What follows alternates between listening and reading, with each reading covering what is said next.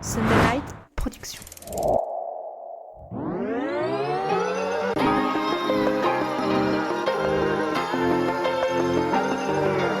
Bienvenue sur le podcast Dans la tête d'un cycliste, l'émission dédiée à tous les passionnés de vélo sous toutes ses formes. Chaque semaine, Arnaud Manzanini part à la rencontre de celles et ceux qui font le cyclisme pour nous inspirer et nous aider à nous améliorer. Je suis avec Victor Lafay aujourd'hui. Bonjour Victor. Bonjour Arnaud. Bienvenue sur le podcast Dans la tête d'un cycliste. Je suis ravi de pouvoir te rencontrer en face à face. En plus, c'est vrai qu'aujourd'hui avec le digital, on fait beaucoup de choses à distance. Mais là, c'était l'occasion, étant sur Annecy, de pouvoir échanger avec toi en face à face. Donc merci du temps consacré. Merci pour avoir répondu favorablement à l'invitation. Merci à Hugues Fèvre-Darcier pour la mise en relation, puisque c'est lui qui t'accompagne, je crois, sur la partie digitale ou réseaux sociaux. Ouais, c'est ça, c'est lui qui s'occupe tous les posts vélo sur mon Instagram. Ce que je te propose, c'est de rembobiner un petit peu l'histoire et de revenir un petit peu en arrière. Donc Victor Lafay, effectivement, il y a cette victoire l'année passée, mais pas que, il y a aussi plein d'autres victoires. Il y a un parcours d'espoir, de junior. Et Victor, est-ce qu'il fait du vélo depuis l'école de cyclisme ou pas ? Ouais, je pense que j'ai fait du vélo avant de savoir marcher, presque comme les skieurs dans le coin. Mais je pense ma première licence, c'était 2001. Donc tu vois, là, on est en 2024. Ça va être donc t'avais 5 ans, en fait, c'est ça ? Ouais, c'est ça. Ouais. Ouais. Et parce que, alors, tu dis, dans la région, on est à Annecy aujourd'hui, est-ce que tu es originaire de la région ? Et est-ce que tes parents, un des deux, faisaient du vélo ? C'est ce qui fait que tu as été licencié si jeune. Alors, je suis né à Lyon, mais justement, vers mes 5 ans, j'ai déménagé à Thonon-les-Bains. Et justement, c'est ça qui a fait que mes parents, ils faisaient du vélo, mais en plaisir, ils faisaient des randos VTT, etc. Mon grand-père a fait des gentleman, des montées sèches, montée du Salève, par exemple, dans le coin. Mais en fait, d'avoir déménagé sur Thonon, je crois que c'était un collègue de mon père qui tenait l'école de cyclisme de Thonon-les-Bains. Et donc voilà, en discutant avec lui, son collègue lui a dit, mets tes gamins à l'école de vélo, déjà, pour qu'ils apprennent, en fait, à faire du vélo, à savoir rouler droit, à être agile. Et donc voilà, on s'y est mis comme ça, avec mon frère, qui a 3 ans de plus que moi. Et puis voilà, j'ai jamais arrêté. Après, au début, c'était juste pour le plaisir, comme ça, pour être avec les copains et juste faire du vélo, quoi. Bon, c'est intéressant quand on voit le champion que tu es aujourd'hui, de savoir à quel moment le vélo est entré dans ta vie. Donc, il est rentré très très tôt dans ta vie, à 5 ans, licencié donc dans l'école de cyclisme. Et généralement, quand on fait du sport comme ça depuis si petit, est-ce que l'envie d'être professionnel est arrivée tout de suite, à l'adolescence, en junior ? À quel moment l'envie d'être pro ? Parce que quand on fait du sport comme ça depuis petit, forcément, on regarde les grandes étapes du Tour, on regarde les grands champions, et on se dit un jour, moi j'aimerais bien faire le Tour, tu vois. Donc à quel moment, toi, cette envie-là, tu pourrais la positionner ? Je pense que c'est venu très tard, vraiment très tard. Je pense que j'ai commencé à en rêver sur ma 2e année junior, ou peut-être première année junior. C'est tard quand même, ouais, effectivement. Ouais, mais c'était, pour moi, c'était juste un rêve, et j'en étais très loin. Et je me suis jamais vraiment intéressé en fait de près au milieu pro. Je regardais le Tour de France, j'allais le voir quand il passait dans le coin, mais parce que t'étais c'est tout. Parce que t'aimais le vélo en fait. Ouais, c'est ça. J'aimais le vélo, j'aimais en faire, j'aimais faire la bagarre avec les copains, mais être sur les courses. Mais au final, je faisais le vélo à mon niveau et je regardais pas forcément le monde professionnel. Et je pense que c'est vraiment peut-être quand j'ai intégré le CCF, Chambéry Formation, en espoir, que là, forcément, c'est quand même une antichambre d'une équipe professionnelle et j'ai commencé à me rapprocher du milieu. Mais j'avais pas vraiment comme objectif de passer pro. C'était, si ça se faisait, ça pouvait être cool, tant mieux. Mais j'étais aussi focus sur mes études et dans ma tête, j'allais aller bosser, j'allais pas forcément faire du vélo, une carrière, quoi. Une carrière, c'est effectivement. ça, ouais. Et tu parles des études, là aussi c'est un point que je voulais aborder, c'est qu'effectivement il y a les années juniors, mais tu poursuis des études, donc à ce moment-là tu vas chercher quel type de diplôme et dans quelle branche ? Justement, c'était une longue discussion avec mes parents, ça. Parce qu'en plus, le post-bac est assez compliqué. J'avais fait mes vœux au début, je voulais aller à l'INSA Lyon, en sport-études. Et j'ai appelé là-bas, ils m'ont dit que mon dossier était un petit peu entre deux pour être sûr d'être pris en sport-études. Mais en fait, c'était mal fait parce que si j'étais pas pris en sport-études, j'étais pris automatiquement dans le cursus classique. Mais moi, je voulais pas un cursus classique. Après, je savais que j'allais pas avoir le temps de m'entraîner. Je voulais quand même me laisser une chance. Donc finalement, je l'ai rayé de mes vœux et je suis parti sur un DUT à Technolac. Donc en me disant, si jamais je pourrais repartir en école d'ingénieur plus tard. Et donc j'ai fait ce DUT, donc avec mes années CCF. Après, je suis parti à Bourg-en-Bresse. Et à la fin de mon DUT, c'est là où j'ai eu l'occasion de signer un contrat pro. Je me suis dit, bon, est-ce que je continue les études? Est-ce que je vais bosser? Est-ce que je vais faire du vélo? Je me suis dit, bon, quand même, là, j'ai une belle opportunité. Ce serait dommage de la gâcher. Et voilà, je suis parti sur le vélo. Intéressant. On va rester sur les années juniors.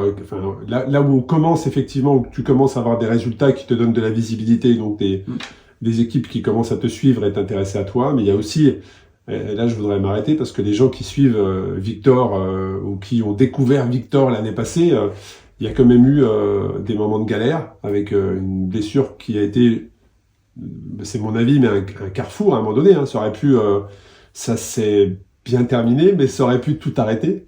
Tu vas nous en parler. Et donc explique-nous justement ton parcours de junior où là ça commence à se faire. Tu as rentré au CCF. Voilà. Dans quel état d'esprit tu étais? On est dans les années 2014. Hein, on est en junior, donc effectivement, tu commences à enchaîner des beaux résultats, mais surtout sur des épreuves de référence comme le Val-Romay notamment. Voilà, la classique des Alpes. Est-ce que c'est à ce moment-là que tu commences à prendre conscience que effectivement tu grimpes bien, tu te positionnes dans les épreuves à l'international devant, et comment ça se passe? C'est au moment où on vient te chercher pour aller à Chambéry, est-ce qu'il y a une once d'hésitation ou pas du tout, et derrière c'était bien en tête? Ouais, c'est vrai que je pense que j'ai un parcours particulier. Dans mes jeunes années, en fait, j'étais nul. Hein. Enfin, j'étais pas nul, mais je finissais 30e sur 40 jusque mes années minimes. Oui, ce que tu veux dire, c'est qu'il n'y a jamais eu comme certains, t'as jamais été en équipe de France tout de suite, très tôt. Et, tu vois, quelle était la rampe de lancement vers le professionnalisme? En tout cas, c'était une évidence. Toi, c'était pas ton cas. Non, en fait, je pense que c'est ça. Mes résultats, ils ont progressé en même temps que mon investissement. Et c'est encore le cas aujourd'hui. Et c'est ça, en fait, que j'ai adoré. C'est que plus les années passaient et plus, en fait, j'étais bon par rapport aux autres aussi. Enfin, moi, je m'améliorais, mais aussi, je progressais un peu plus par rapport aux autres. Des résultats. Et donc, voilà, j'ai commencé à avoir des résultats donc, en junior, où j'ai gagné le Val-Romay, le Tour du Léman, notamment. Et mais c'est pour rentrer au CCF, ça s'est fait au dernier moment en fait. Il me semble que c'est Lance Peters qui a appuyé ma candidature auprès de Loïc Vernet. Il a dit vraiment, ce serait dommage, prends-le. On était au mois de septembre, juste avant la fin des mutations. Et je crois que c'était vraiment une semaine avant la fin des mutations, Loïc qui m'appelle, il me dit écoute, j'aimerais bien te voir, et ça s'est fait comme ça. Et là, tu t'étais sous quelle couleur avant?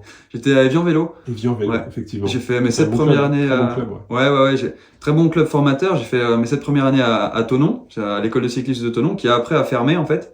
Et j'ai été après à Evian Vélo, et vraiment un super club formateur, notamment en cyclocross.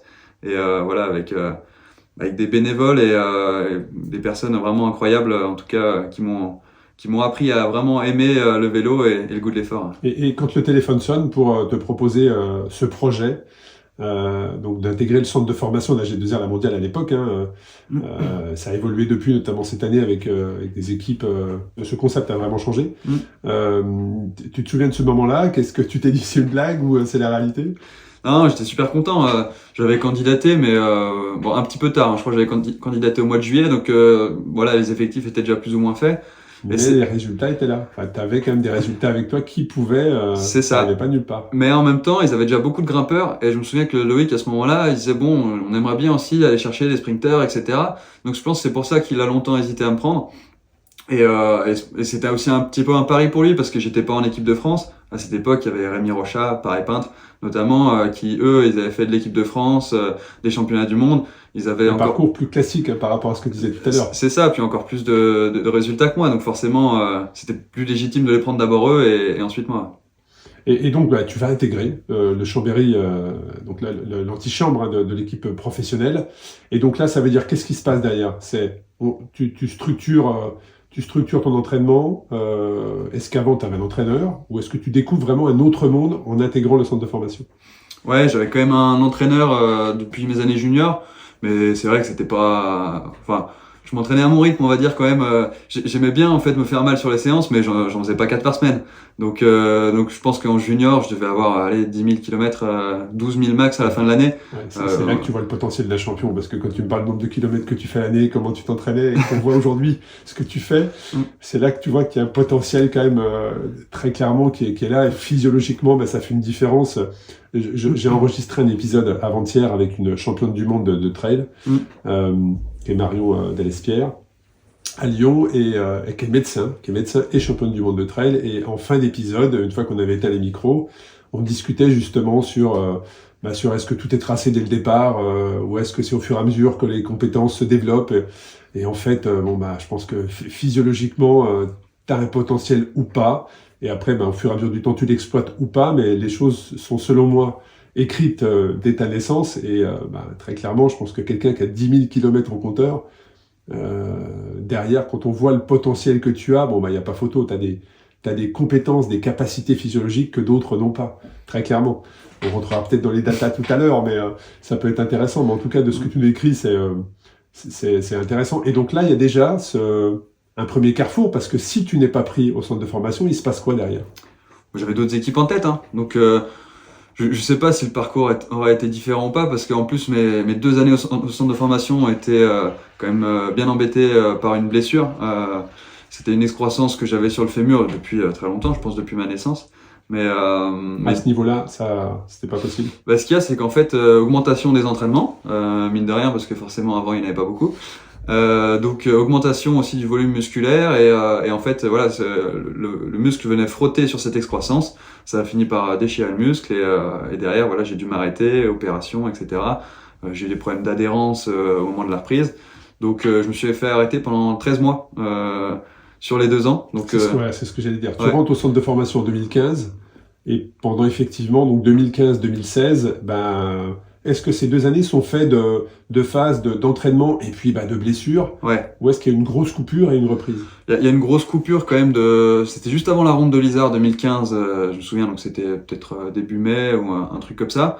Là, il y a une grosse coupure jusque mois d'octobre où je reprends après l'opération. J'ai repris tout l'hiver, je me sentais vraiment bien, et une des premières sorties route en hiver, donc peut-être début janvier, là j'ai des douleurs, et ça venait en fait d'adhérence suite à la cicatrisation, et derrière voilà, j'ai dû réarrêter, faire de la kiné, je me suis réentraîné, et j'ai repris la compétition au Val d'Aoste au mois de juillet 2016. Donc c'est vrai que ça fait des grosses coupures. Donc pendant 2 ans comme ça, il se passe ça, cette excroissance effectivement osseuse à un fémur qui t'a conduit à une opération chirurgicale. Et puis après, de ce que j'ai pu lire dans différentes interviews, c'est l'adhérence de la cicatrice qui t'a également handicapé, c'est ça? Ouais, en gros ce serait ça, ouais. On n'est jamais sûr à 100% du diagnostic, mais oui, je crois que c'était vraiment l'adhérence en fait qui du coup, je sais pas, ça tirait à l'entraînement, et donc ouais, voilà.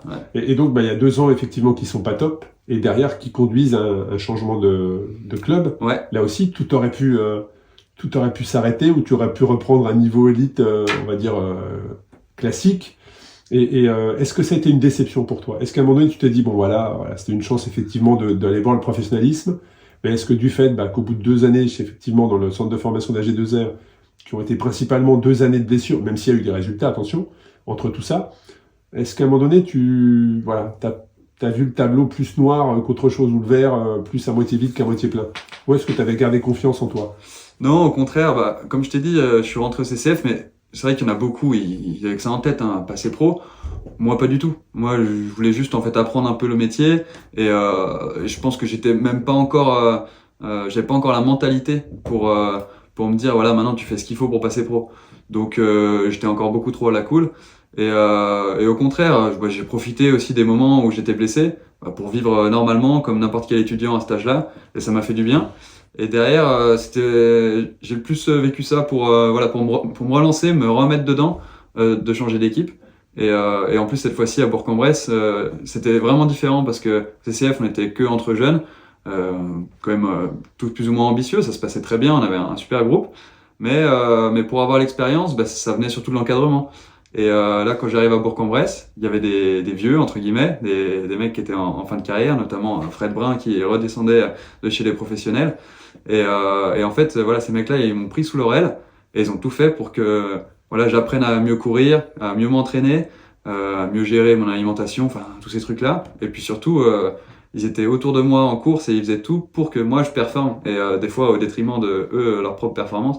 Donc ça, j'ai adoré ce passage-là chez Bourg-en-Bresse et je pense que c'est vraiment grâce à eux si je suis là aujourd'hui.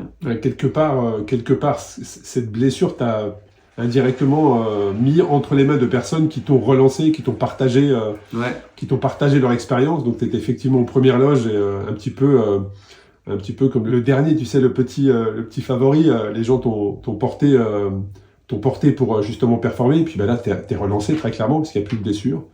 Là, on est dans les années 2017. Pardon, donc je reviens un petit peu en arrière. Si, c'est ça, 2017. Ouais, 2017, ouais. 2017. Et il y a ce titre de champion de France qui arrive, champion de France Espoir. Ouais. Là, c'est pareil. Est-ce qu'on reprend Espoir, justement? Est-ce qu'à un moment donné, est-ce que quand tu as ce titre de champion de France Espoir en 2017, tu te dis, ça va peut-être le faire finalement? En fait, c'est marrant. Ou toujours pas du tout? Ça s'est fait avant. Ça s'est fait avant. Ça s'est fait au Rhône-Alpes Tour en fait. Qui est difficile.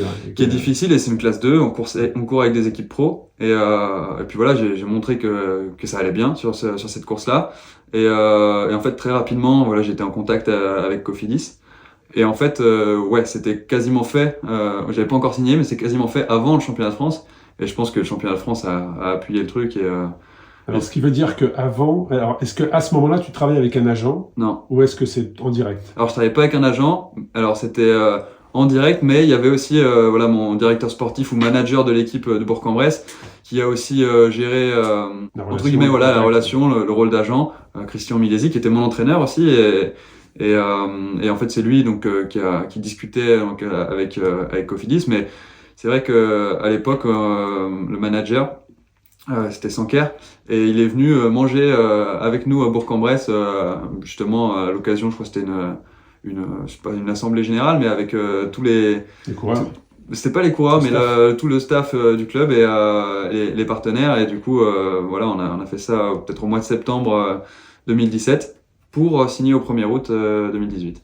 Et ça, donc ça veut dire effectivement tu es totalement libéré sur les championnats de France, mais ça veut dire qu'aussi l'équipe Cofidis te fait confiance à ce moment-là, alors que tu étais vraiment intégré dans le pôle espoir, il y a eu ces blessures, tu reviens, il y a le changement d'équipe, mais est-ce que ça t'a donné confiance? Je veux dire, est-ce que ça t'a donné confiance dans le fait que d'autres personnes que tu connaissais pas forcément, mais du milieu, t'aient repéré et souhaitent collaborer avec toi? Ouais, alors déjà, comme je disais, Christian Milesi, lui, je pense qu'il a tout de suite senti mon potentiel et il a eu une grande confiance en moi. Donc que lui ou les coureurs expérimentés aient confiance en moi, moi ça m'a boosté la confiance à fond et c'est ce qui m'a permis aussi de courir aussi désinhibé sur les courses comme le Rhône-Alpes Tour. Clairement, j'ai fait n'importe quoi. À un moment donné, je suis parti à 70 km de l'arrivée tout seul. J'ai fait 50 km tout seul devant, mais pour rien. Mais je pense que c'est aussi ça qui a fait qu'ils se sont dit, lui, peut-être faut qu'on lui apprenne à courir, mais il y a un potentiel. Ouais, c'est intéressant. Et puis il y a aussi le Tour de l'Avenir. C'est une année hyper riche quand même, 2017. Ouais, c'est sûr. C'était hyper riche, mais voilà, j'étais pas très content de mon Tour de l'Avenir. Derrière, j'ai pas été au championnat du monde, donc j'étais un petit peu déçu sur la fin de saison. Mais par contre, non, mais c'est en fait en juste quelques mois, je suis passé je me relance dans une équipe, je sais pas trop où on va aller. Voilà, tu passes pro, ouais, donc c'était assez incroyable. Et donc t'es passé pro en milieu de saison 2018, je crois. C'est ça, ouais. Quelques semaines après avoir gagné l'étape du Tour. Du Tour amateur. Je pense la semaine après, ouais. La semaine après, ouais. Mais parce que en fait, ouais, c'était quand même assez marrant parce que moi, en fait, j'ai demandé à attendre pour passer pro. Au début, il voulait proposer un contrat au 1er janvier. Ouais. Et en fait, en discutant justement avec Christian, mon entraîneur, il m'a dit, écoute, t'as quand même pas beaucoup de kilomètres là chez les amateurs.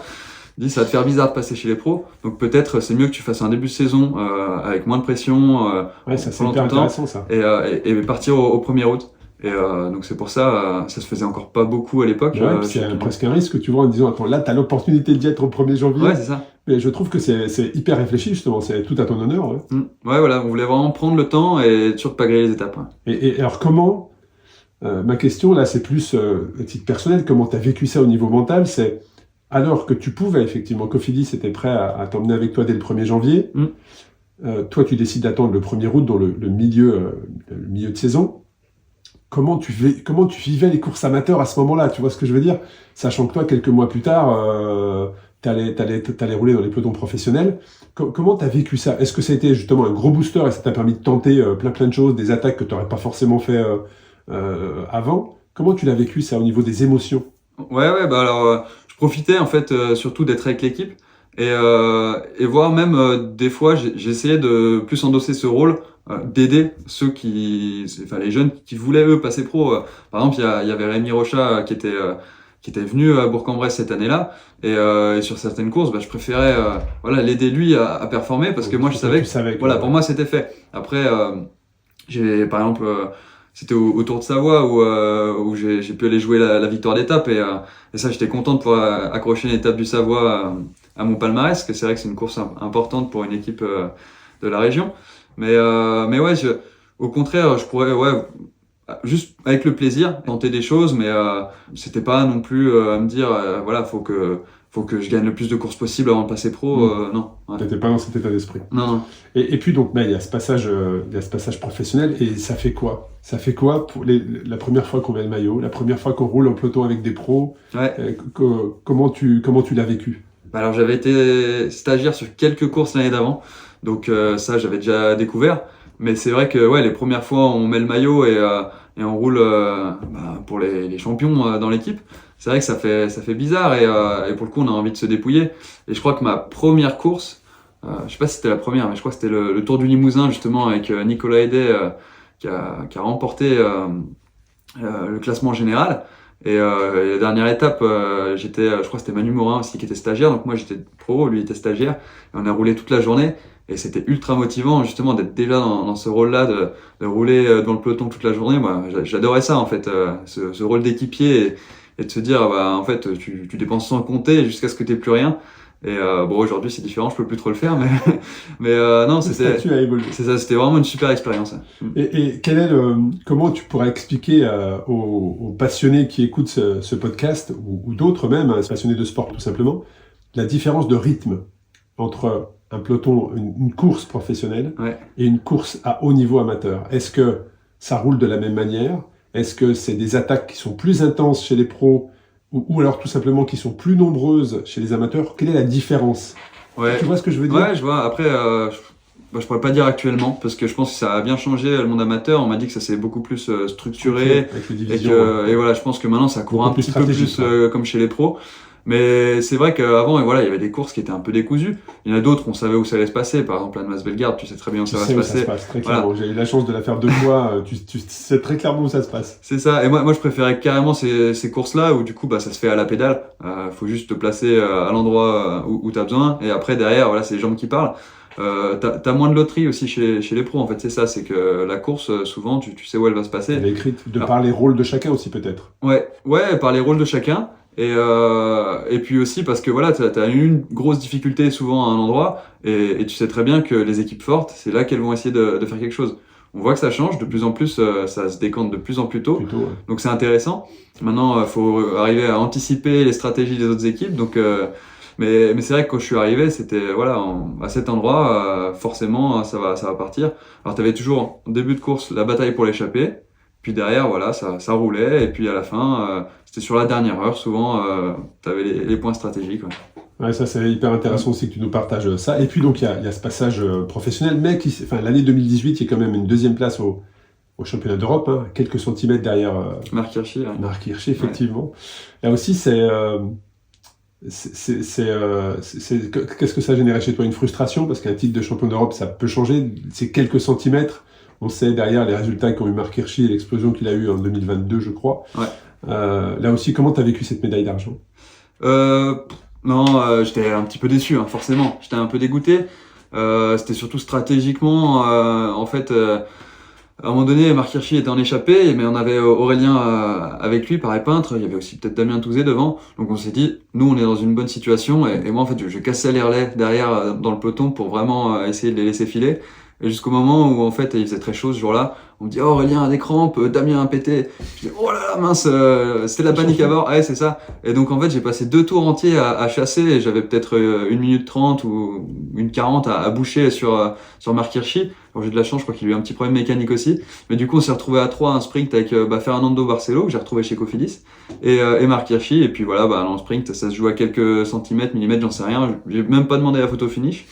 Mais non, j'étais déçu, mais content en même temps, voilà, de faire un podium. Hein. Comme dit Benoît Cosnefroy, vaut mieux faire deuxième que passer au travers. Mais puis surtout, on a été récompensé par la victoire en Coupe du Monde de football la même journée. Donc on a pu faire la fête. On a fait la fête. En plus, c'était à Prague le soir, donc c'était cool. Bon, parfait. Et puis là, on va rentrer dans ces années, cette carrière professionnelle donc que tu lances avec Cofidis.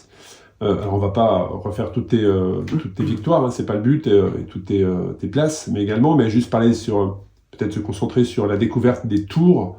Là je parle des tours. Pourquoi des tours? Parce qu'il y a le tour, vraiment les 3 grands tours, hein, Tour de France, Tour d'Italie, Tour d'Espagne. Et toi, ton premier tour, parce que tu as fait les 3, tu as participé aux 3, c'est le Tour d'Espagne. Là aussi, est-ce qu'il y a un monde entre une course professionnelle d'une journée, il y a probablement aussi la différence avec les monuments, et une course par étape? Comment est-ce qu'on l'appréhende? Et comment est-ce qu'on la vit, surtout pour une première fois? L'appréhender, après, c'est ça, je saurais pas trop le dire, parce que c'était l'année Covid et c'était quand même assez particulier. Ouais. Je crois que le Tour d'Espagne, il commençait mi-octobre et finissait début novembre. À ce moment-là, donc ça fait bizarre de faire du vélo à ce moment-là, alors que normalement c'est la coupure. Mais par contre, à vivre, c'est totalement différent. La première semaine, ça se passe à peu près comme une course d'une semaine. Mais derrière, en fait, on a les courbatures tous les matins, on a une grosse fatigue qui s'installe tous les jours. Et en fait, faut arriver à faire avec. Et au bout d'un moment, tu te lèves le matin et en fait, t'as l'impression que tu vas travailler, quoi. T'as les jambes qui brûlent sur les 10-15 premières minutes parce que t'essaies de prendre l'échappée. Mais c'est normal. Et tu l'acceptes et tu fais avec. Tu sais que même si t'as mal aux jambes, elles vont répondre. Juste, tu te forces. Et je l'ai vécu comme ça, en fait. Au début, c'était dur. Et puis au bout d'un moment, c'est comme ça, et puis tu t'y habitues. Ouais, voilà. Et quel était ton rôle sur ce Tour d'Espagne? Tu avais un rôle très précis ou tu étais plutôt justement là pour apprendre, observer, ou tu avais vraiment le rôle de protéger ton leader? Ouais, justement, on avait Guillaume Martin quand même en leader. On s'est fait avoir dans la première semaine une étape où il y a eu du vent, il a perdu le général comme ça. Alors je sais pas, il fait peut-être encore top 20 en général, je m'en souviens plus, mais surtout on l'a aidé à aller chercher le maillot de meilleur grimpeur. Donc mon but c'était d'aller dans les échappées avec lui. Il y avait Pierre-Luc Perrichon aussi qui était dans ce rôle-là, et de l'amener le plus loin possible, l'aider à faire les points, et pourquoi pas essayer d'aller gagner une étape. Donc on n'avait pas réussi à gagner une étape, mais il a fait quelques belles places, et puis surtout ramener le maillot de grimpeur, et ça c'était quand même sympa pour mon premier tour. C'est une belle récompense quand on est équipier comme ça et qu'on a accompagné son leader, que le leader lui, l'objectif, le maillot de meilleur grimpeur, on a une vraie satisfaction. On fait ça comme si c'était pour soi. Ah ouais, carrément. On est une équipe, hein, et quand on réussit quelque chose en tant qu'équipe, forcément, nous aussi, on peut se féliciter de ce qui est arrivé, et même si c'est pas mes résultats personnels, je sais que j'ai participé, et voilà, j'étais vraiment heureux pour Guillaume, pour l'équipe et pour moi-même. Et puis donc là, on bascule sur l'année 2021, et on parlait du Tour d'Espagne, mais il y a aussi le Tour d'Italie, qui pour beaucoup est le plus spectaculaire, peut-être le plus difficile, mais en tout cas les Italiens arrivent à mettre des étapes un peu folles qui rendent ce Tour d'Italie généralement assez spectaculaire. Là c'est pareil, est-ce que tu abordes le Tour d'Italie en 2021 avec beaucoup plus de confiance de par l'expérience que tu as accumulée? Est-ce que ton rôle est différent? Alors plus de confiance, oui et non, parce que quand même sur ma deuxième course de l'année à l'Ardèche, en fait j'ai fait une chute avec une commotion cérébrale avec perte de connaissance. Et du coup pendant un bon mois derrière j'ai été arrêté, j'ai pu reprendre à rouler, mais physiquement je me sentais prêt, mais j'avais encore des migraines un peu de temps en temps, donc j'étais pas certain C'est long une commotion cérébrale, c'est vrai que c'est long, puisque la différence entre le trauma crânien, c'est que la commotion cérébrale, c'est que le cerveau bouge en fait dans le liquide qui protège du crâne en fait, hein, et donc ça a bougé, et pour vraiment c'est un repos complet en fait, c'est-à-dire qu'on te demande de ne plus rien faire, pas d'écran, pas de télé, pas de livre, il faut vraiment que le cerveau soit au repos complet. Et ça veut dire que pendant un mois, tu as vraiment coupé physiquement? Non, j'ai pu reprendre peut-être au bout de 1 ou 2 semaines, je me souviens plus exactement. Et tu sentais que voilà, il y Mais avait des douleurs. ah ouais, puis surtout, donc j'avais des migraines assez régulièrement, mais surtout avec la concentration. Mais des fois, sur les premières sorties, j'arrivais au stop, je regardais à gauche puis à droite, et je me disais, est-ce que j'ai vu une voiture ou pas? Donc je recommençais. Des fois, je pense que je devais rester au moins 30 ou 1 minute, 30 secondes, 1 minute au stop pour être sûr qu'il y ait vraiment personne. Enfin voilà, je pense que c'était pas génial de faire ça. J'aurais dû faire du home trainer, ça aurait été un peu plus sécure. Mais ouais, du coup, c'était plus là-dessus que j'étais pas sûr. Mais physiquement, par contre, je me sentais bien. Et c'est vrai que dès le début du Giro, voilà, j'ai senti que j'étais très fort pour prendre les échappées. À chaque fois, je faisais des 5 minutes où quand t'avais des bosses, je me sentais bien. Donc mon but, c'était vraiment d'essayer de gagner une étape. De toute façon, c'était la volonté de Cofidis de gagner des étapes sur ce tour. On n'avait pas de leader pour le général. On avait un sprinter avec Elia Viviani, donc j'aidais du mieux que possible sur les étapes de sprint. Et puis après, voilà, nous on avait carte blanche avec les grimpeurs punchers pour prendre les échappées et essayer de gagner. Ce que vous avez fait, ce que tu as fait, parce que ce Tour d'Italie, moi je me souviens parfaitement de cette étape parce que j'étais derrière mon écran. Voilà, je suivais l'étape et donc je me souviens encore des commentateurs qui expliquaient justement que tu te positionnais bien, que tu les laissais faire. Ils se faisaient la guerre un petit peu avant l'ascension finale et tu vas remporter une étape. Alors c'est vrai que tu es sur le Tour d'Italie, tu as eu cette commotion cérébrale effectivement au début de saison 2021, mais tu arrives quand même avec des repères, hein, notamment sur le Tour de la Communauté de Valence quelques semaines avant le Tour d'Italie, et tu gagnes une étape de moyenne montagne.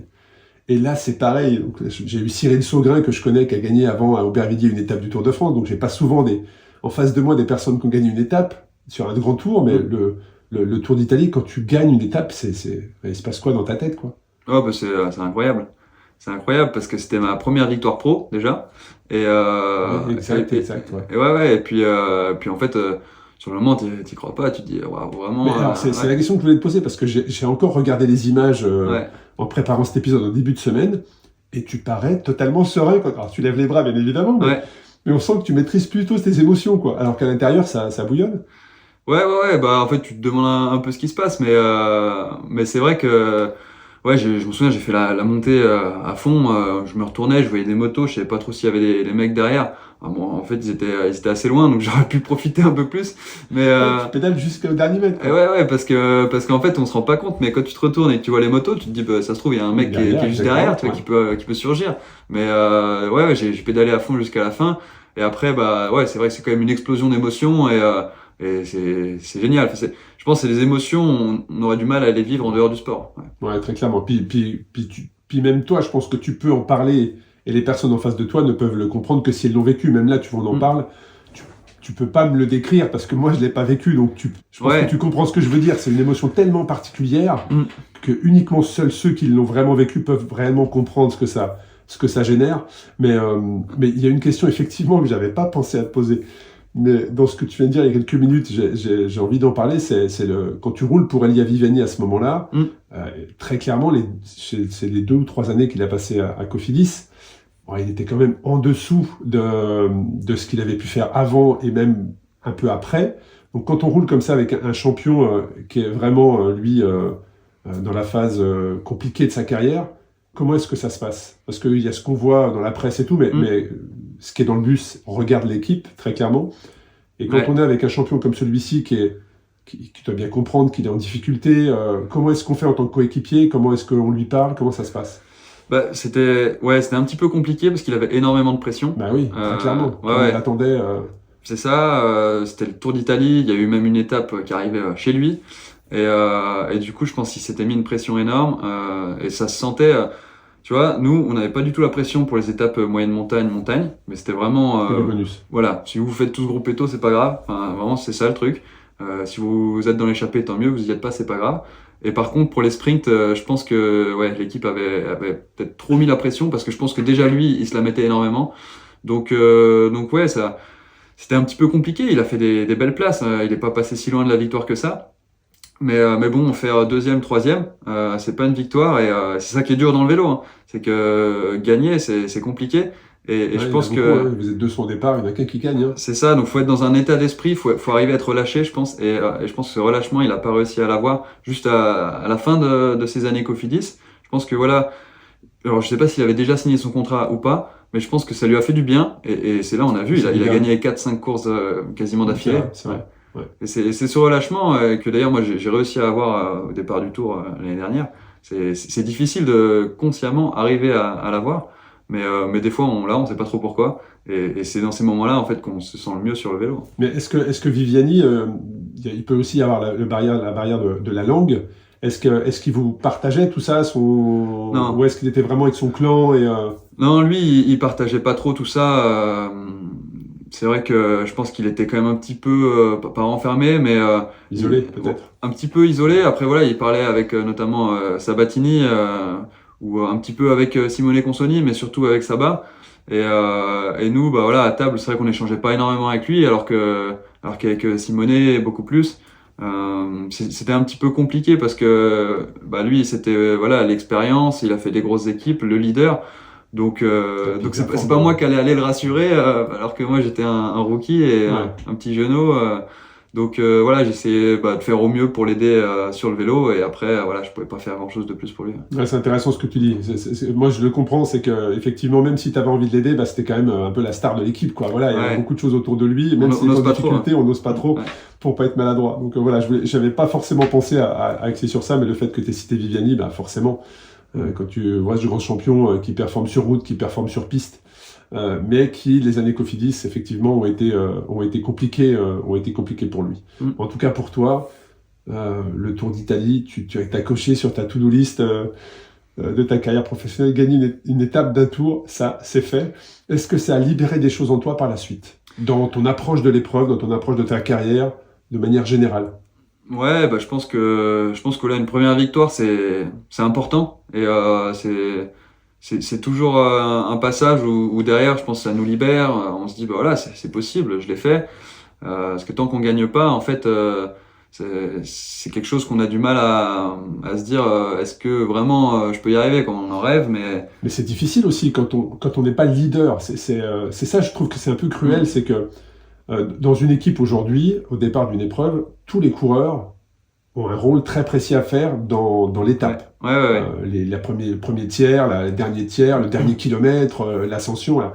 Et d'arriver parfois en fin de saison de ne pas avoir de victoire, mais par contre d'avoir tout donné pour ses leaders ou son leader, ça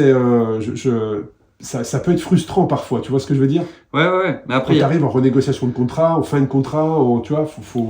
Il y a plusieurs choses en fait.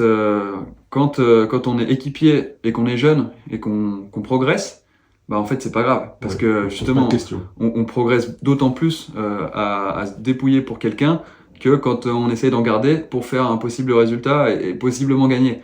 Donc c'est vrai que moi quand j'ai commencé, c'était voilà, je me mets au service des autres.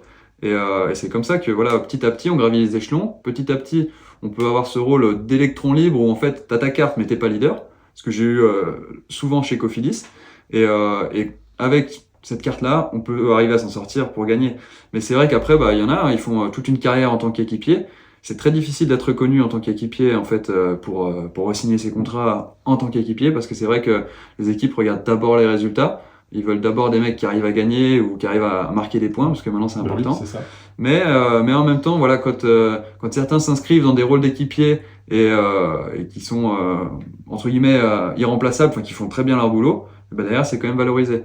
Et je pense de plus en plus. Oui, là, ça m'amène à cette question, parce qu'on parle beaucoup de la différence entre les équipes françaises, des équipes étrangères, anglo-saxonnes, et je trouve que ça commence effectivement un peu à s'équilibrer, mais c'est peut-être aussi la Quick Step ou les autres grandes équipes qui avaient amené ça, c'est que il y a un coureur qui était très bien payé, mais pour faire à bloc de tel kilomètre à tel kilomètre. C'était son rôle, et le gars n'avait aucune frustration de ne pas gagner de course, parce que il savait très précisément, et il était reconnu pour ça. On pense notamment aux coureurs qui font 2 mètres des équipes dont je viens de parler, où tu les vois du 100e kilomètre avant l'arrivée jusqu'au 50e, et les mecs ils roulent 50 km à bloc, et ils sont très bien payés pour ça, ils sont reconnus pour ça. Et en France, on avait l'impression effectivement que c'était pas aussi clair que ça. Ouais, mais après, je pense c'est aussi parce qu'on n'avait pas de mecs spécialisés pour ça, en fait. C'est vrai que il y en a beaucoup qui se mettent dans un rôle d'équipier, mais qui sont pas forcément les meilleurs dans ce rôle-là. Et en fait, je pense qu'ils sont aussi bien payés, aussi bien reconnus, c'est parce que ce sont les meilleurs dans ce rôle-là, et que personne d'autre, même un leader, aurait du mal à faire leur boulot. Ouais, très clairement. Mais voilà, Cette conversation est très intéressante sur ces petits aspects qui sortent effectivement de ta carrière, Victor, mais vraiment du fonctionnement du peloton. Et puis on va continuer donc le Tour d'Italie où tu gagnes cette étape. Est-ce que ça a changé cette victoire? Est-ce qu'elle a changé quelque chose pour toi? Alors il y a forcément parce que tu gagnes une étape d'un grand tour, ça change des choses. Ouais. Tu re-signes chez Cofidis derrière, mais moi je parle plus du statut dans le peloton. Ouais. C'est-à-dire les autres grands coureurs, les autres grands champions, ou même n'importe quel autre coureur, mais est-ce que ça a changé ta place et ton statut dans le peloton? Un petit peu, c'est surtout le lendemain où j'ai eu des félicitations de plein de coureurs, dont des grands coureurs. Et là, j'étais touché parce que ouais, tu passes de anonyme complètement. Bah voilà, les mecs, ils ont vu ce que t'as fait et voilà, ils te félicitent. Il y en a même qui disent qu'ils étaient impressionnés. Bon, après, voilà, à prendre avec des pincettes quand tu vois ce qu'ils font. Mais c'est vrai que non, ça faisait plaisir. C'était une reconnaissance du peloton. Après, bon, derrière, si on s'arrête là, on passe vite quand même dans l'oubli. Donc ça n'a pas non plus changé. J'ai pas. C'était un point d'appui pour toi. Voilà, j'ai gagné un petit peu le respect, mais c'était pas non plus un truc de fou. Il faut continuer comme ça et si on veut continuer à faire sa place dans le peloton. Ouais, intéressant. Et on va accélérer, on va venir sur cette étape. Donc il y a le Tour d'Espagne, le Tour d'Italie et le Tour de France. Et forcément, cette victoire à deuxième jour des courses, sachant que la première étape t'avait déjà impressionné tous les observateurs. Et en fait, t'étais pas à ton coup d'essai sur ce kilomètre, parce que en préparant cet épisode, j'ai vu qu'à Bourg-en-Bresse, sur un tour par étape, je sais plus lequel, t'avais déjà fait le coup du kilomètre. Ouais. Alors je peux retrouver dans mes notes, mais Tour d'Auvergne, non? Peut-être. Mais en tout cas, le titre avait été effectivement Victor Lafay surprend les sprinteurs. Ouais, c'était ça, Tour d'Auvergne. Donc c'était pas à ton coup d'essai de faire le kilomètre, et là t'attaques vraiment sous la flamme rouge. Ouais. Alors est-ce que c'était préparé ou tu l'as fait vraiment à l'instinct? Sachant que t'avais quasiment aucune chance, vraiment au sprint c'est ça. Pur, parce qu'il y avait tous les leaders, il y avait Wout van Aert qui voulait gagner, qui était grand favori. Ouais. Bah, je suis parti de ce postulat en me disant, je gagnerai pas au sprint. Parce que vous étiez... Au mieux, je fais 2. Enfin, j'avais déjà fait un sprint face à face avec Wout van Aert au Dauphiné 2022. C'était en plus mon temps après une bosse de puncher. Donc je pense que lui, avec son gabarit, il avait un peu plus de toxines que moi. Et il était plus fort que moi. Donc je me suis dit, un sprint à plat, comme ça, impossible que je le batte. Donc je me suis dit, maintenant, qu'est-ce que tu peux faire pour gagner? Je savais qu'il y avait une petite montée et descente à 3 km à peu près. Je me suis dit, j'attaquerai pas dans la montée parce que moi j'étais complètement aussi, j'avais plus de jambes. Donc je me suis dit, déjà j'arriverais même pas, je pense, à sortir du peloton dans la montée. Donc j'ai laissé la montée se faire. Il y a eu quelques attaques. Il y a eu une autre attaque, je crois, sur le début de la descente où je m'étais dit peut-être que c'est ce moment-là. Donc j'ai laissé faire parce que la vitesse, pour le coup, dès qu'il y avait des attaques du peloton, elle était tellement grande que impossible d'attaquer. Et je me suis dit, on va voir, il y a peut-être un moment donné où ça va se poser justement après toutes ces attaques. Une petite hésitation du peloton. Ouais, ce que tu veux dire. Quelques kilomètres, on va dire, en retrait. C'est ça. Quelques kilomètres heure de moins. Ça aurait pu être à 2 km, et là, ça s'est fait à la flamme rouge, donc tant mieux pour moi, parce que mon 2 km, ça aurait été long à tenir comme ça.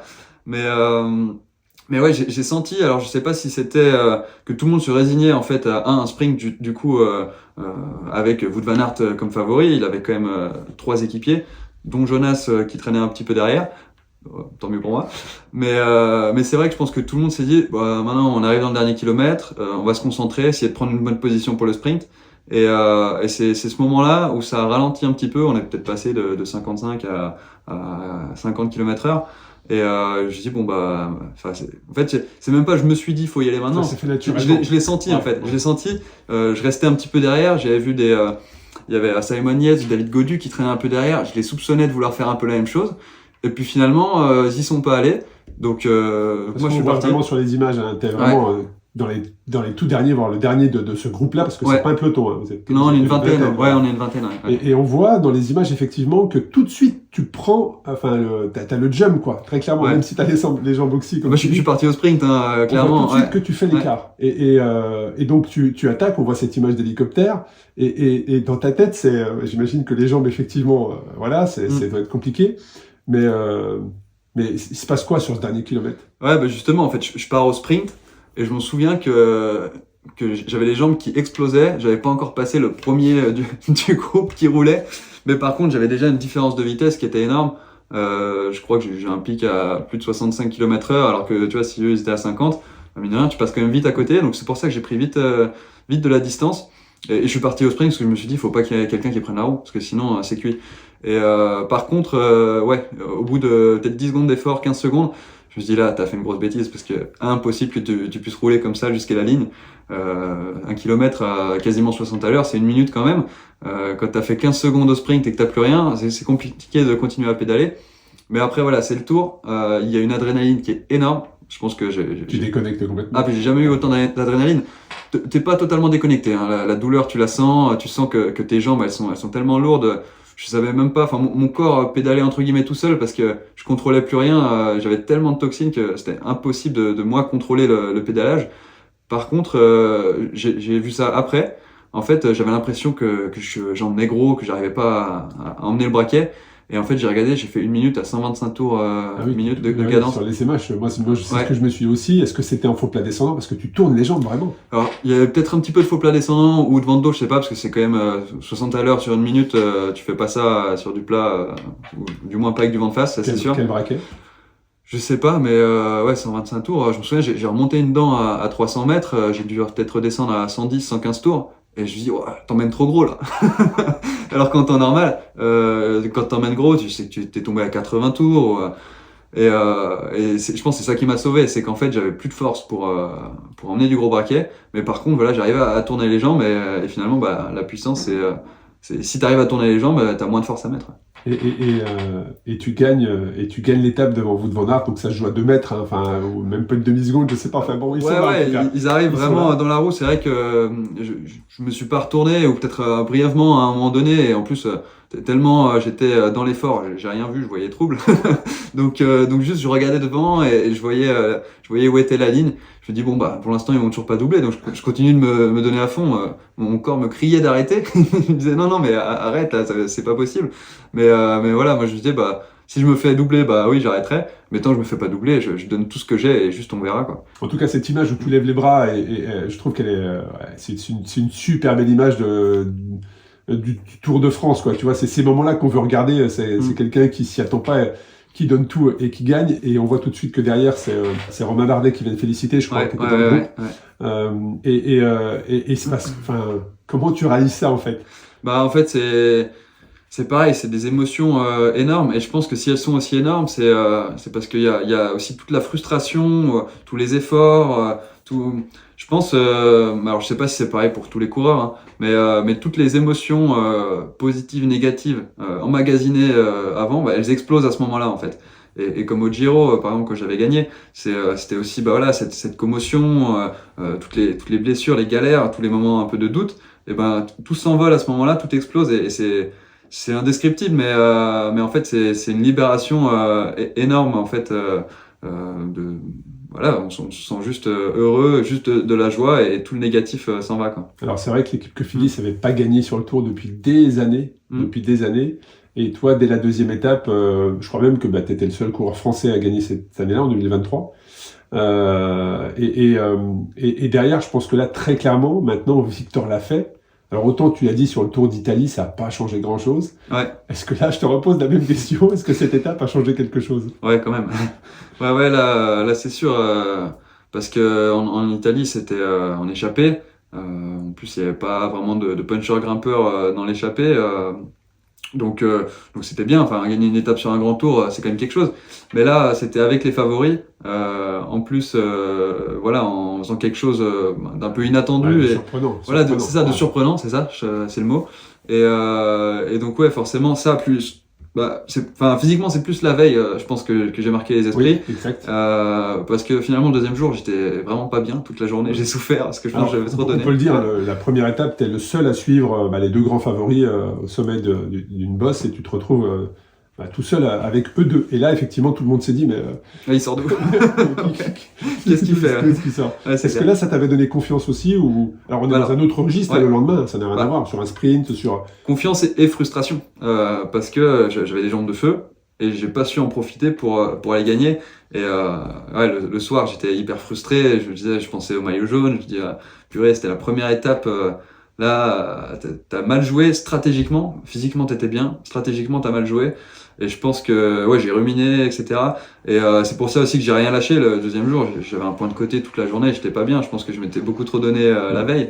Et j'ai failli passer par la fenêtre la dernière montée, elle était horrible.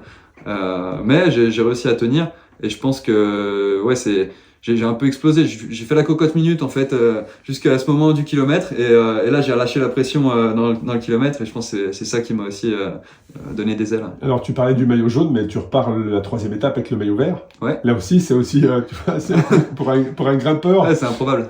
Ouais, franchement, c'est improbable. Et d'ailleurs, je sais pas si j'aurai l'occasion de le reporter un jour, mais c'est vrai que j'étais super content de porter le maillot vert. Et je me sentais pas très légitime dans cette tenue. Mais je trouvais que voilà, elle était classe et vraiment j'étais super content de vivre ça. Et comment tu vis ce tour derrière? Parce que là, objectif rempli, je veux dire, 2e étape, tu gagnes ton étape, tu portes le maillot vert, qui est la cerise sur le gâteau pour un grimpeur de porter le maillot vert. Comment tu vis le tour derrière? Est-ce que tu as quand même, forcément vous avez une stratégie d'équipe et donc tu as un job à faire, voilà, mais est-ce que en termes de pression, tu vis totalement libéré? Est-ce que tu te mets quand même encore un peu la pression pour aller chercher des résultats des classements? Comment est-ce que tu vis ce tour derrière? Ouais, j'avais encore 2 autres étapes en tête quand même. Donc après, il a fallu gérer les émotions. Et puis même, je suis arrivé sur le tour. Les sollicitations aussi. Les sollicitations. Et bon, le tour n'était pas prévu pour moi et j'étais arrivé quand même dans un état de fatigue émotionnelle déjà assez avancé, on va dire. Je m'étais dit, mais jamais tu tiendras 3 semaines. Et je pense que ça, plus la victoire, ça fait que j'ai eu un gros coup où voilà, je pense que j'ai dû un peu récupérer, souffler.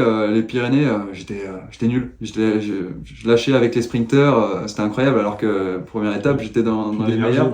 Et ouais, je pense que voilà, j'avais besoin de souffler un petit peu. Et la 2e semaine, physiquement, ça allait beaucoup mieux. Alors le seul truc, c'est que sur la fin des Pyrénées, voilà, j'ai pris un petit mal de genou, machin, le temps de se remettre un peu en place. Et je crois que c'était le mardi, jeudi de la 2e semaine où voilà, j'avais coché 2 étapes un petit peu pour les punchers. C'était les 2 seules que je pouvais viser en termes de parcours. Et je me suis senti bien sur ces 2 étapes. Donc pour le coup, j'étais content. J'avais réussi à retrouver mes jambes sur ces 2 étapes. Il y en a une, c'est mon collègue Yon Izagirre qui a gagné. Exact. Donc, victoire, d'ailleurs. ah bah, incroyable. Ouais, franchement. Victoire. Et puis en plus, c'est un super mec. Donc j'étais trop heureux pour lui. C'était trop cool. Mais sinon, après, ouais, le reste du tour, il y a eu cette chute au contre-la-montre qui était vraiment bête où j'ai déraillé et en fait j'ai tapé mon genou dans le cintre et ça fait que j'ai galéré toute la dernière semaine à pédaler sur une jambe et demie. L'étape de la Lose, franchement c'était un enfer. Et puis finalement bah, je chute encore dans la dernière descente du tour en Alsace. Et là pour le coup je me suis pas relevé, je me suis plumé à 70 à l'heure sur un goudron qui était bien poreux, je pense voilà, un peu type râpe à fromage, quoi. Ouais, je vois. Puis un petit peu sonné sur le moment, je pense que j'avais dû un petit peu taper la tête. Enfin voilà, je suis reparti en ambulance, déçu de pas voir les champs, forcément, mais en même temps, voilà, j'avais tellement galéré avec le genou toute la semaine que j'étais presque content que. Soulagement, ouais. Ah ouais, parce que ouais, j'en pouvais plus de souffrir. Et puis les chutes, c'est vrai que tu en parles, mais vous roulez de plus en plus vite hein, avec les nouveaux matériaux, les stratégies d'entraînement, les préparations. Et quand tu tombes à 70 à l'heure, c'est vrai que les maillots. Un petit bout de textile, quoi. Vous n'avez pas de protection, quoi. Non. Ça brûle, quoi. Enfin, je veux dire, on voit pas ce qui se passe sous le maillot, mais... Ah bah là, le maillot était arraché de partout et la peau avec. Hein. Et même un choc, je veux dire, on se rend pas compte, mais quand on écoute les journalistes et que l'explique que le coureur, il est tombé, donc il est plus du tout en forme le lendemain, alors que la veille, il avait des moyens un peu incroyables. Mais c'est vrai que le corps résonne, c'est-à-dire que tu fais une chute... et on n'est pas du tout au même niveau, et je compare pas, mais pour l'avoir vécu, le lendemain, oui, ton corps, t'es courbaturé. Il se protège, tu sens que tu as moins d'énergie, tu sens que tu n'as plus d'énergie. Ouais, quoi. Et donc, imaginez, et je dis ça à ceux qui écoutent, au niveau de Victor, quand tu es sur le tour, tu tombes à 70, tu les vois, les mecs, le lendemain, repartir, rerouler et se remettre devant, franchement, respect, quoi. Respect. Ouais, est-ce que ça, quand tu roules, alors, est-ce que tu penses à la chute? Je vais pas poser cette question, mais est-ce que vous avez conscience un peu que ça va de plus en plus vite et que les chutes, elles sont de plus en plus, je sais pas si on peut dire douloureuses, mais que l'impact est de plus en plus fort? Ouais, après, c'est pas parce que tu roules plus vite que tu te fais plus mal. Au contraire, souvent, voilà, tu glisses plus et au final, tu as moins de risque de te casser quelque chose. Après, ouais, c'est sûr qu'on voit qu'on passe de plus en plus vite dans les villages, dans les rétrécissements, les ronds-points. Donc, on serre un peu plus les fesses. Mais après, je sais pas s'il y a plus de chutes qu'avant, ça je suis pas sûr. Mais par contre, le mobilier urbain, ça c'est dangereux parce que quand tu tombes sur un trottoir ou juste comme ça, c'est là que tu peux te faire mal. Ouais, clairement. Et puis, je reviens juste donc cette victoire, ce tour. Est-ce que là aussi, je reviens un petit peu en arrière où tu me disais qu'en 2018, tu étais en amateur, mais que c'était déjà signé. Est-ce que là, ton changement d'équipe chez Decat, il s'est fait avant, il s'est fait pendant, il s'est fait après? Parce que tu arrives en fin de contrat, en fin de 2023. Non, ça s'est fait après. On était en discussion depuis un moment, mais ouais, ça s'est fait après. J'ai signé, ça devait être mi-septembre, un truc comme ça. Ouais. Franchement, cette victoire d'étape arrive parfaitement, quoi. T'es plus du tout dans la même position au mois de juin qu'au mois d'août, quoi. Disons que le projet restait le même, mais avec encore plus d'ambition du coup derrière. Ouais, c'est ça. Est-ce que tu avais d'autres équipes qui... Alors je te pose cette question, même si j'ai lu des choses, je t'en doute bien. Mais est-ce que tu avais d'autres équipes qui étaient intéressées? Ouais. Forcément, quand on gagne une étape comme ça... En fait, non, c'est marrant, mais d'avoir gagné l'étape, ça m'a plus réduit mes possibilités. Ah ouais. Alors, ça les a pas réduites, mais c'est quand même mois de juillet, le Tour de France, donc la saison est déjà bien avancée, et la plupart des équipes, ils ont déjà choisi leur leader et validé leur leader avec les gros budgets pour l'année suivante. Donc de gagner une étape, forcément, ma valeur augmente, et certaines équipes, après, ils n'ont pas forcément les moyens, en fait, de monter. Donc c'est sûr que... Ta valeur augmente par rapport au nombre de points que tu apportes, en fait, au niveau international, dans... Ouais, alors, il y a les points, puis il y a aussi le fait de... C'est pas forcément les points, mais évidemment. C'est ça, c'est plus le potentiel, et puis il y a l'image aussi, parce que des fois, l'image, elle est importante. Dans ce milieu-là. Ouais, c'est ça. Clairement. Et surtout là, pour une équipe française, je pense qu'ils vont pouvoir profiter de mon image. Et donc, à un moment donné, tu as eu un choix à faire. Est-ce qu'il y avait des équipes étrangères? Ouais. Qu'est-ce qui a orienté ton choix? Ouais, c'est vrai que ça faisait un petit moment que je m'étais dit, j'aimerais bien partir à l'étranger. Plusieurs choses pour apprendre à encore mieux parler anglais et aussi que je voulais vivre une expérience étrangère, voir leur approche du vélo, parce que je pense que chaque équipe déjà a une approche différente, mais je pense que c'est encore plus différent dans les équipes étrangères. Donc je m'étais dit c'est les années où je peux me donner vraiment à fond et m'investir à fond dans le vélo, et donc je m'étais dit au début pourquoi pas une équipe étrangère. Et puis après, c'est vrai que Decathlon H2R, à l'époque, c'était juste H2R la mondiale. On savait pas encore que c'était Decathlon le partenaire, mais ils sont venus me voir avec un gros projet. J'ai senti qu'ils allaient prendre un virage. Et vraiment, ils m'ont séduit. Et puis là, c'était la surprise de voir que c'était carrément le groupe Decathlon qui allait mettre son nom à l'équipe. Ouais. Et donc non, je suis super content de mon choix, et voilà, donc je suis pas parti à l'étranger, tant pis, mais vous parlez anglais dans l'équipe. Mais ouais, non, mais franchement c'est bien de le relever, parce que justement ça fait partie aussi des choses qu'on met en place dans l'équipe, c'est d'amener l'anglais dans l'équipe, et à terme que ce soit la première langue dans l'équipe et le français après. Ouais, mais c'est vrai que Decathlon, alors moi je connais bien Van Dressel parce que c'est le partenaire principal des épreuves que j'organise en longue distance. Mais franchement, le projet sur 5 ans, il est hyper excitant. Enfin, tu sens qu'ils ont vraiment mis les moyens et qu'ils veulent vraiment se donner les moyens de devenir dans 5 ans une des meilleures équipes. Si tu suis un peu le milieu, tu vois que c'est ce qu'ils souhaitent. Il y a un vrai objectif. Je trouve ça génial, avec des vélos en plus Van Dressel qui apparemment sont... Dorian me disait qu'ils étaient extraordinaires. Ouais. Moi, j'avais eu la chance avec Nicolas Piron, qui est le leader de Van Dressel, qui a roulé Race Cross France l'année passée avec ce vélo justement pour tester un peu les réactions. Donc, je l'avais vu déjà il y a 1 an et j'avais trouvé fabuleux. Donc, en tout cas, le projet est extraordinaire. Et donc, tu décides d'aller vers donc cette équipe Decathlon. Je trouve que l'histoire est belle parce que c'est un petit peu un retour aux sources quelque part. À H2R la mondiale, tu vois, t'avais été à Chambéry pendant 2 ans, et puis cette blessure t'avait fait prendre un chemin différent, mais au final, tu reviens dans cette structure. Est-ce qu'il y a du monde que tu connais du coup? En coureur, ouais, surtout. Coureur, mais même staff, est-ce que ça a vraiment totalement changé par rapport aux années CCF ou... En fait, quand j'étais au CCF, c'est vrai que j'ai eu très peu d'attache avec l'équipe pro. Donc, même avec Vincent Lavenu, j'ai peut-être dû lui parler 2 fois, mais alors lui, peut-être qu'il me voyait un petit peu plus, il regardait un peu plus les résultats, etc. Mais moi, j'avais pas de contact avec lui.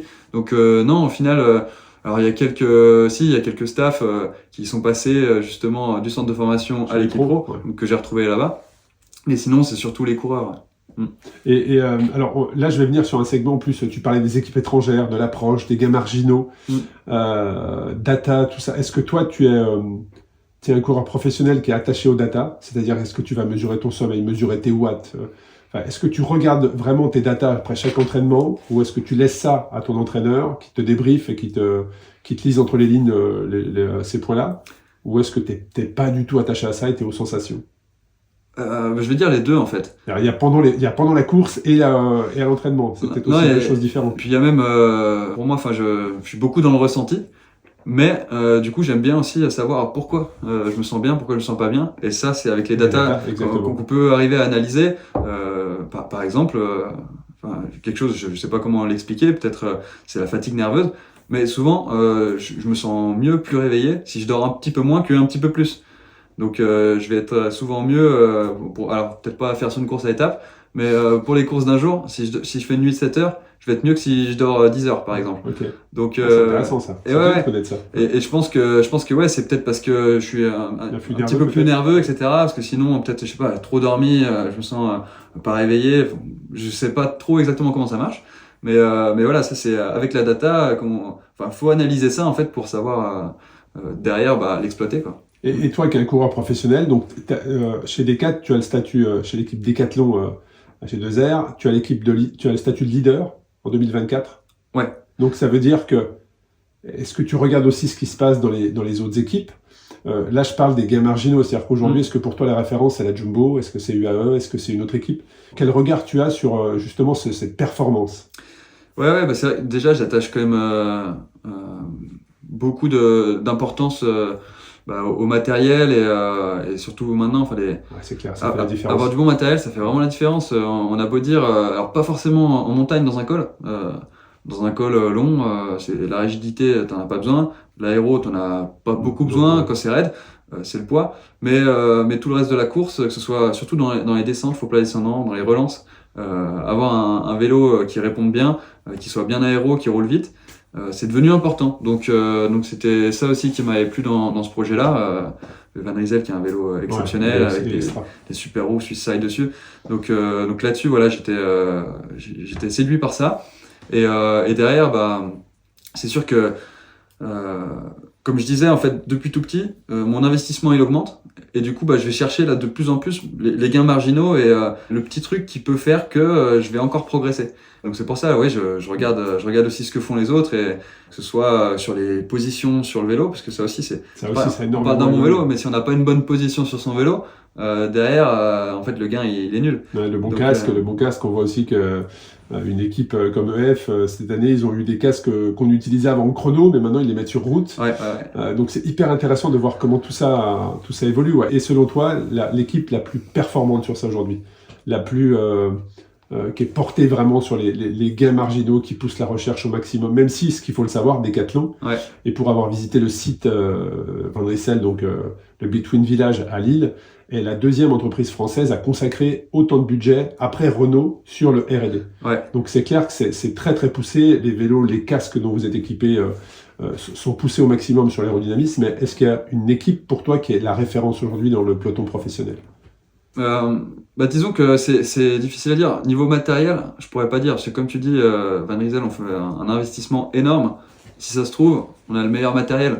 Mais ça, on peut pas le savoir parce qu'on n'a pas essayé. On n'a pas essayé les autres. Milieu fin d'année pour voilà. Les résultats, cette conséquence. Mais quand on parle au global, et je pense surtout l'optimisation humaine, je pense que voilà, l'équipe phare, c'est quand même la Jumbo-Visma. Parce qu'ils mettent les moyens humains, c'est ça que tu veux dire, à disposition des coureurs, mais aussi dans tes recherches. Ouais, l'optimisation homme-machine en fait, et pas que l'optimisation machine. Je pense que c'est eux qui sont les meilleurs et que ce soit physiologiquement. Enfin, je pense que c'est eux qui investissent le plus en fait pour comprendre comment marche au mieux la machine humaine. La machine humaine, le corps humain. Et donc voilà, je sais que eux, niveau matériel, ils essayent de tout optimiser, mais comme nous. Bien sûr. Mais derrière, ils ont des moyens et puis aussi ils font beaucoup plus de stages, etc. Ils préparent vraiment différemment les courses de la plupart des autres équipes. Hein. C'est pas que nous. Hein, je pense qu'il y a que eux qui font des fois 6 semaines de stage pour préparer un Tour de France. Ils sont jamais vraiment chez eux. C'est ça, quitte à ne pas courir avant. Enfin, c'est quand même c'est pas bizarre, mais c'est vrai que c'est une autre approche. C'est une autre approche, ouais. Et je pense que eux, ils la maîtrisent vraiment très bien. Ouais. Alors, ta saison 2024, comment est-ce qu'elle va être en tant que leader cette année? Déjà, comment tu appréhendes ce rôle? Et quels sont tes objectifs de l'année 2024? Ouais. Je sais pas si tu peux en parler. Ou... Si, ouais. bah, je pense. Hein. Après, là, on a décalé un petit peu ma reprise, du coup, avec ma petite gêne au genou. Mais j'espère pouvoir reprendre sur Tirreno Adriatico.